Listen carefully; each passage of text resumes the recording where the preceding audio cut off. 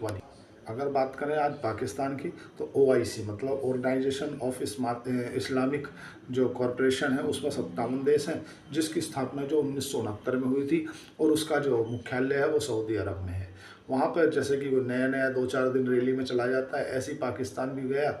और जो तुम्हारा कतर है, कतर ने सभी इस्लामिक देशों को बुलाया कि भाई इसका जो इसराइल का जो प्लान है ना वो अकेला फ़िलिस्तीन को लेने का नहीं है। इसराइल ग्रेटर इसराइल की बात करता है। जैसे आपने देखा होगा आरएसएस भी क्या है, भारत का जब भी आंकड़ा मतलब भारत का नक्शा दिखाती है तो अखंड भारत का नक्शा दिखाती है। ऐसे ही तुम्हारा जो रूस है, रूस भी अखंड रूस की बात करता है, जो 1991 से पहले यूएसएसआर हुआ करता था।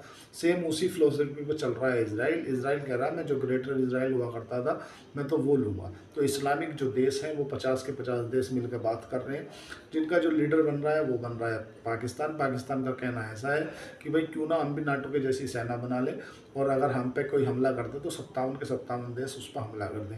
पाकिस्तान की क्यों सुनी जा रही है? क्योंकि पाकिस्तान एक अकेला ऐसी कंट्री है 57 में जिसके पास न्यूक्लियर बम है, इसलिए वो थोड़ा सा ज़्यादा नेता बन रहा है। इसमें हालांकि जो इसकी चलती कुछ नहीं है, क्योंकि जितनी इन 57 देशों की जीडीपी है उतना अकेला अमेरिका की जीडीपी है। इधर ये देश अपनी मीटिंग कर रहे थे, उधर इसराइल ने फ़ोन घुमा दिया अमेरिका को, उनको देख लो भाई हमारे बारे में कोई ना कोई बात चल रही है, उधर बैठ कर फिर बाद में मत बोलना कि तुमने ये क्या कर दिया। तो अमेरिका ने अपना जो विदेश मंत्री है मार्को रूबियो वो भेज दिए इसराइल में, और वे अभी इसराइल की मीटिंग में है, और इसराइल में उन्होंने बोला कि भाई आगे से मत करना ऐसा। और अब वो इसराइल से जाएंगे तुम्हारा कतर। मतलब परिस्थिति दूसरी तो नज़र आ रही है। पाकिस्तान ज़बरदस्ती में खोबा ले रहा है, उड़ता तीर पकड़ रहा है पाकिस्तान, क्योंकि इसराइल ने बोल दिया कि हमास का कोई भी अगर आतंकी किसी भी देश में होगा हम वहीं मारेंगे। अगर बात करें सबसे खुफिया और सबसे सीक्रेट एजेंसी में मोसाद, मोसाद जो कि इसराइल की खुफिया एजेंसी है, वो आपने देखा होगा एक पेंटागन करके भी ऐसा एक वायरस था जो कि हमारे सबके मोबाइल में है।